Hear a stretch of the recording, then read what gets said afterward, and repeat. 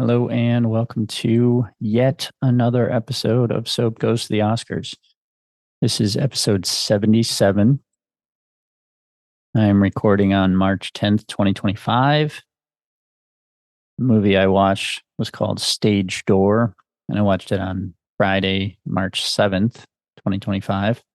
And so this one I had originally had it listed as available on YouTube, but sometimes they get me where it shows up as being on YouTube, but then when you actually go to do it, it's like YouTube Movies, which is their rental service. So, I thought I was going to get through all of this round without paying, but I did have to rent this one. I can't find the price with tax, but I think it was like $3.99. So far, my average is about 57 cents a movie, which is not bad at all.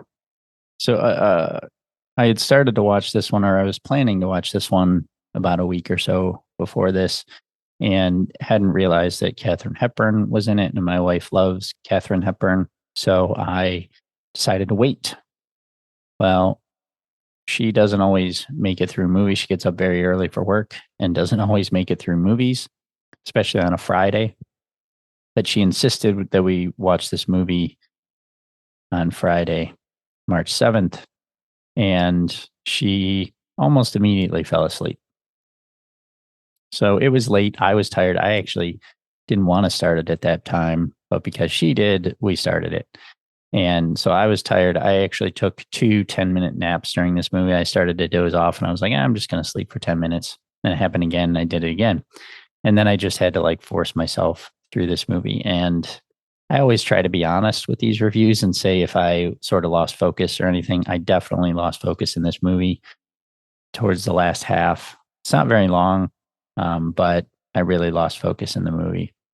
So I'll get to that more after I go through some Wikipedia here. But yeah, it was not easy to get through for me.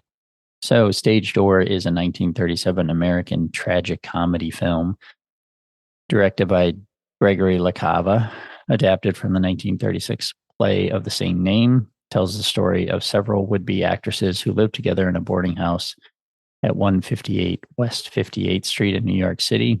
The film stars Katharine Hepburn, Ginger Rogers, Adolphe Menjou, Gail Patrick, Constance Collier, Andrea Leeds, Samuel S. Hines, and Lucille Ball. It was produced and distributed by RKO Pictures. Eve Arden and Ann Miller, who became notable in later film, played minor characters. Lucille Ball, I saw her name in the credits. I was like, oh, interesting. And then like there was a moment where when my wife was still awake that I had to rewind because I was like, holy shit, was that Lucille Ball? And it was.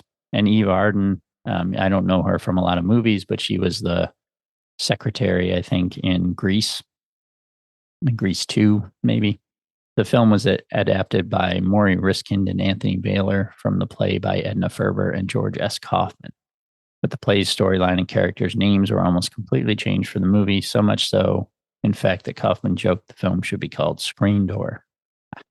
Produced by Pandro S. Berman. Cinematography by Robert DeGrasse. Edited by William Hamilton. Music by Roy Webb. Produced and distributed by RKO Pictures. Release date October 8th, 1937, with a runtime of 92 minutes. The writers listened to the young actresses talking and joking offset during rehearsals and incorporated their style of talking into the film. Director Gregory LaCava also allowed the actresses to ad-lib during filming. Hepburn's famous lines during the play within the film, "The calla lilies are in bloom again, such a strange flower, suitable to any occasion. I carried them on my wedding day, and now I place them here in memory of something that has died," are from The Lake, 1934, the play for which Dorothy Parker panned Hepburn's performance as running the gamut of emotions from A to B. I've heard a spoof of that, "Calla Lilies Are in Bloom Again," and something, I can't remember what it is now, though. The movie has almost nothing to do with the play except in a few characters' names, such as Kay Hamilton, Jean Maitland, Terry Randall, Linda Shaw, and Judith Canfield.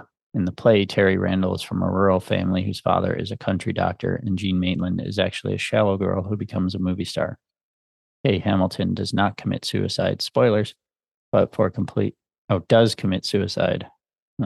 Kay Hamilton does commit suicide, spoilers, but for completely different reasons and not on an opening night.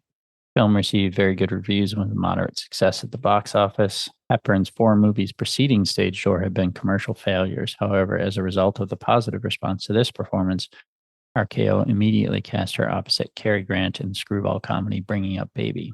Stage Door made a small profit of $81,000. It was nominated for Outstanding Production, Best Director, Best Supporting Actress for Andrea Leeds, and Best Writing Screenplay. Okay, so yeah, like I said at the start, I lost focus during this movie. It started out okay. Hepburn's good. Ginger Rogers was good. But as the movie went on, I just found the characters to be more and more annoying. And I could not care about it after a while. And nothing against their performances itself. It's just the characters. I didn't enjoy the movie. And then it was mainly like comedic. There was a lot of banter, sort of playful hatred / banter between Hepburn and Rogers. And then, as I mentioned, the spoilers again, the suicide at the end, I was like, what the hell? All of a sudden it turned into this sort of sad movie. And then at the very, these movies always just end. And then at the very end, it was like happy and jokey again. So it was a very weird, like when it says tragic comedy film, like it was mostly comedy. And then just at the end, this suicide, and it was very strange. I think I gave it 2 stars on Letterboxd. I did not enjoy this movie. Again, the actresses and actors, very good. It just wasn't, this one wasn't for me. 1937 has not been my favorite year. I really liked A Star is Born. And I think Awful Truth was the last one I watched. That one I enjoyed a bit, but the rest have been kind of either meh or I just didn't like them at all. So unfortunately, this was another one of those.